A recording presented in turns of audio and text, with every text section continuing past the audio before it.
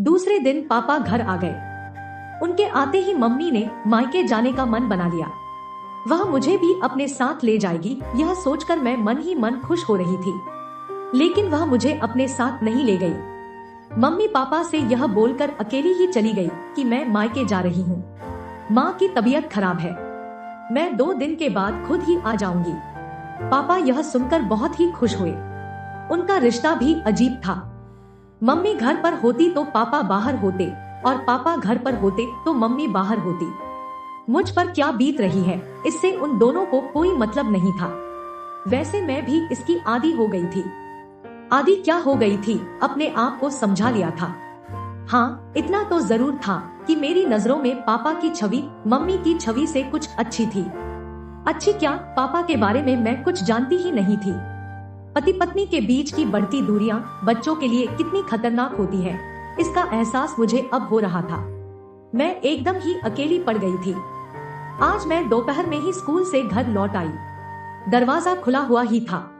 हाथ में फाइल लिए मैं बरामदे में आई तो जनानी आवाज सुनकर चौंक गई।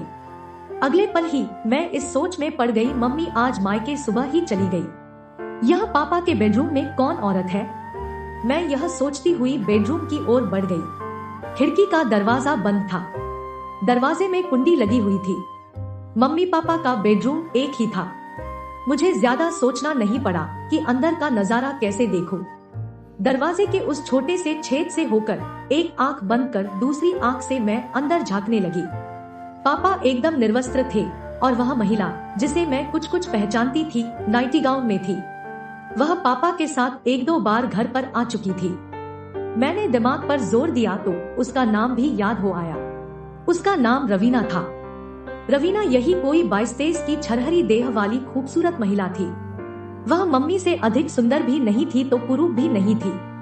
मैं हैरान थी, जिस पापा को मम्मी पसंद नहीं करती है, उस पापा को एक उससे कम उम्र वाली युवती पसंद करती है। यह ईश्वर की कैसी लीला है। इतने में ही रवीना ने नाइटी गाउन उतार कर एक तरफ रख दिया। मेरे तो पैरों तले से जमीन ही निकल गई। मैं यह सब देखकर हैरान हो रही थी। कमाल है, बातचीत से इतनी सभ्य और सौम्य दिखने वाली रवीना कितनी चालू है। मेरी माँ भी तो रवीना की तरह ही सौम्य और सीधी सादी लगती है, लेकिन इस मामले में कितनी शातिर है। मैं तो एक शातिर और बच्चलन स्त्री पुरुष की संतान हूँ। मेरा भविष्य कैसा होगा। तभी रवीना ने पापा की दाईं जांघ पर कसकर चिकोटी काट दी, लेकिन वह जरा सा भी गुस्सा नहीं हुए, बल्कि उसे और प्यार से अपनी गोद में बिठा लिया। मुझे आज भी याद था, एक बार मैंने पापा को गुदगुदी कर दी थी तो उन्होंने मेरे गाल पर एक थप्पड़ धर दिया था। मुझे बदतमीजी पसंद नहीं, मैं गाल सहलाती ही रह गई थी। और आज पापा रवीना की बदतमीजियों पर कोई ध्यान न दे रहे थे। मैं अगले पल ही बुदबुदा पड़ी। क्या व्यक्ति ऐसे नाजुक क्षणों में इतना संवेदनशून्य और सुन्न सा पड़ जाता है कि दांतों और नाखूनों के वार को भी महसूस नहीं कर पाता है। यहीं से मेरे मन के किसी कोने में सहवास को भोगने की इच्छा ने करवट लेनी शुरू कर दी।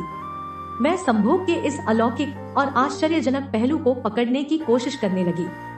इसी बीच पापा ने रवीना को घूरते हुए कहा, तुम सचमुच ही मुझे बहुत ही आनंद देती हो। मेरी पत्नी तो मुझे पसंद ही नहीं करती है।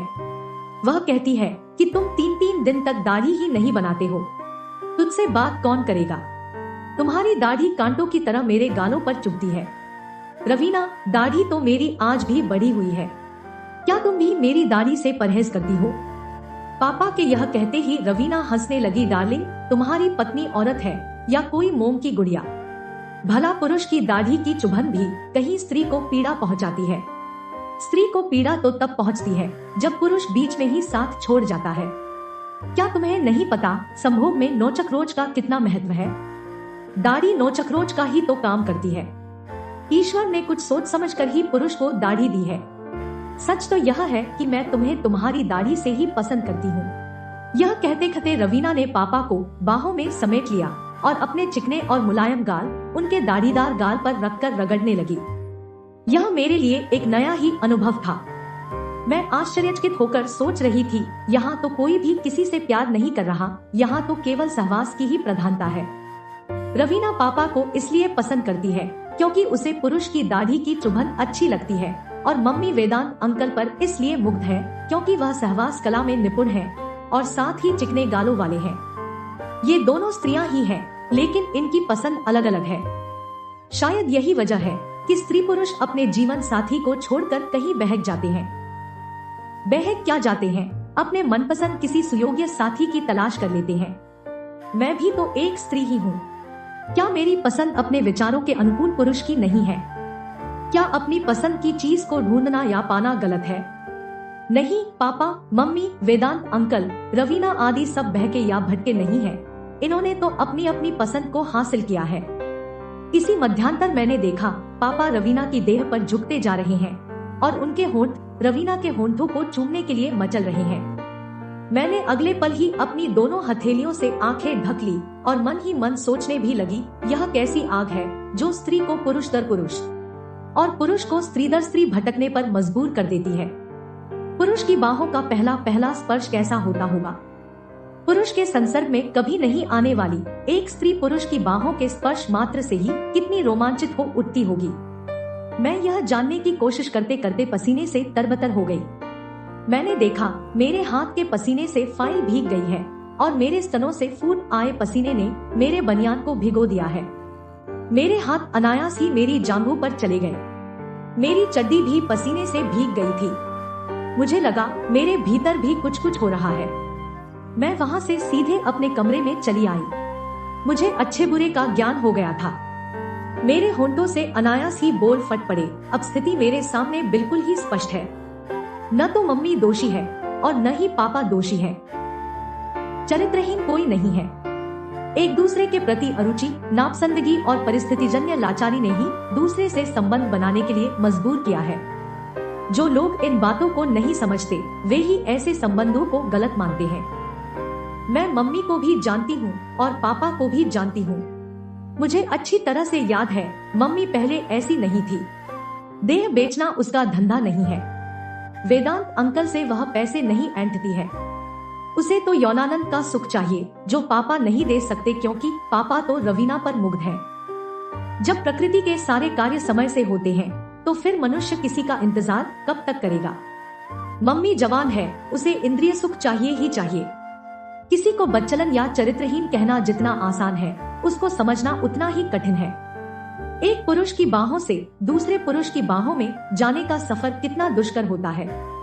भले ही सहवास के सुखों में वृद्धि हो जाती हो, पर क्या शुरू शुरू में दूसरे पुरुष तक पहुंचने में तकलीफ नहीं होती होगी? कितना अपमानित होना पड़ता होगा। मम्मी पापा को नजरअंदाज शुरू से ही करती आ रही है। आखिर कब तक वह अपने प्रति उसकी उदासीनता को ओढ़े रहे? कभी न कभी तो किसी न किसी से तो उन्हें जुड़ना ही था। मैं रवीना की शुक्रगुजार हूँ कि उसने पापा को समझा है, और मैं वेदांत अंकल की भी शुक्रगुजार हूँ जिसने मम्मी की पीड़ा को और बढ़ने नहीं दिया है। अगर पापा के जीवन में रवीना नहीं आई होती और मम्मी के जीवन में वेदांत अंकल नहीं आए होते तो क्या ये दोनों दिमागी रूप से पागल नहीं हो गए होते? इन अवैध संबंधों ने ही तो उन्हें यौन रोगी होने से बचाया है। इतने में ही मेरे विचारों की श्रृंखला टूट गई। पापा दरवाजे में खड़े थे और रवीना उनके पीछे खड़ी थी। मेरे बोलने से पहले ही दोनों मेरे नजदीक आकर बैठ गए। मैंने देखा दोनों के ही चेहरों पर गजब की ताजगी और आत्मसंतुष्टि थी। मेरे मन में पापा के प्रति कोई मैल भाव नहीं था। मैं रवीना को भी एक बच्चलन औरत नहीं मानती थी। मम्मी के लिए भी मेरे मन में कोई बैर भाव नहीं था। परिस्थितियां ही ऐसी बन गई थी कि सब घालमेल हो गया था। ऐसा कभी मेरे साथ भी हो सकता था या किसी दूसरे के साथ भी। मेरी तरह विचारधारा शुरू शुरू में इन लोगों की भी होगी। जब परिस्थितियां इनके प्रतिकूल होती गई तो इनके विचारों में भी बदलाव आता चला गया। मेरे भीतर एक गजब का आत्ममंथन चल ही रहा था कि पापा ने मुझे टोक दिया, बेटी क्या सोच रही हो? तुम्हारी पढ़ाई कैसी चल रही है? ठीक चल रही है पापा। मैंने यह कहते हुए पापा की ओर देखा तो वह मुझसे आंखें मिला न सके। मैं बोली, पापा मैं तो तुम्हारी बेटी हूँ। तुम मम्मी के लिए या दुनिया के लिए जैसे भी हो, लेकिन मेरे लिए तो सिर्फ मेरे पापा ही हो, और मम्मी भी तुम्हारे लिए कैसी भी क्यों न हो, पर मेरे लिए तो मेरी मम्मी है। मैं जानता हूँ बेटी। यह कहते कहते पापा ने मुझे अपने गले से लगा लिया। मैंने महसूस किया पापा कुछ कुछ यह जान गए थे कि मुझे मालूम हो गया है रवीना से उनके क्या संबंध है। इतने में ही रवीना ने अपने पर्स से टाफियों के 2-3 पैकेट मेरे आगे रख दिए। तुम्हें ये टाफियाँ पसंद है ना? मैं तुम्हारे लिए ही लाई हूँ। रवीना यह कहकर हंसने लगी। मैं सोच रही थी अब मैं इस प्यार और लगाव को क्या कहूँ। कैसे यह कह दूँ कि रवीना बच्चलन है या वेदांत अंकल चरित्रहीन है। मुझे एक साथ इतने सारे लोग प्यार करने वाले मिले हैं। मेरे लिए तो सभी अच्छे हैं। बुरे तो तब होते जब वे एक दूसरे को ब्लैकमेल करते या ठगते लूटते। वे तो जिंदगी को जी रहे हैं, वह भी बड़े ही सलीके से। मम्मी पापा के साथ रह भी रही है और अपने तरीके से जी भी रही है। पापा भी मम्मी के साथ रह रहे हैं और अपना जीवन भी जी रहे हैं। घाटे में कोई है तो वह मैं हूँ। मुझे मम्मी पापा की दोहरी जिंदगी के साथ आए दिन समझौता करना पड़ता है। मुझे डर है कहीं मैं भी दोहरी जिंदगी जीने की आदी न बन जाऊं। इतने सारे लोगों का प्यार किसी दिन मेरे लिए धीमा जहर भी बन सकता है। मैं अभी और सोचती इतने में पापा बोल पड़े, बेटी तुम अपनी पढ़ाई करो, मैं रवीना को बस स्टैंड तक छोड़ कर आता हूँ। Yes papa. मैं यह कहकर एक किताब रैक से खींचकर पलटने लगी। दोस्तों, अगर आपको ये कहानी पसंद आई तो अपने दोस्तों को शेयर करें और अगर आप चैनल पर नए हैं तो नॉवल स्टोरीज को सब्सक्राइब करें और नोटिफिकेशन बेल दबाना न भूलें। अपना और अपने परिवार का ख्याल रखें। मिलते हैं नई कहानी के साथ, तब तक के लिए धन्यवाद।